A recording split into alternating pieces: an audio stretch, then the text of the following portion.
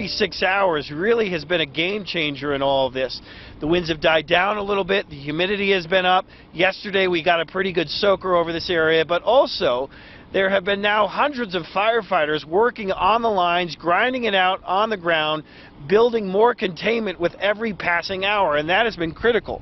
The big story of the last 24 hours really has been the lack of activity within the fire lines themselves. We haven't seen a large plume of fire on this since Thursday. Yesterday, a pair of thunderstorms moved over the burn zone. They didn't drop a ton of rain, but they did give the ground a decent soaking.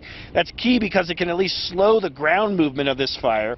This is now the most destructive wildfire in the state's history, an unprecedented loss here. The Black Forest area, which is just to the northeast of Colorado Springs, will really never be the same, at least not in our lifetime.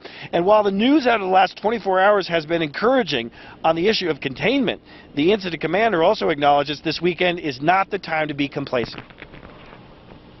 And while I've heard talk of minor victories and small victories, it's not a victory yet. There's still a lot of work to be done out there on the fire. The firefighters are still out there in force. We have not released anybody. We're at the same strength today that we were yesterday, actually adding people today, and we continue to do that to make sure that we have the staffing we need to get through this incident. It really is important to acknowledge, because every day, at least every sort of update, we get a new update in terms of the number of homes that have been destroyed. And while that number is certainly alarming, over now 470 homes have been burned in all of this, it's really important to acknowledge that we have seen essentially zero activity, at least visible activity, in terms of smoke coming from behind me over the last 24 hours. This fire has not consumed more homes in the last 24 hours, but they've been able to get on the ground, better assess the number of homes that have burnt.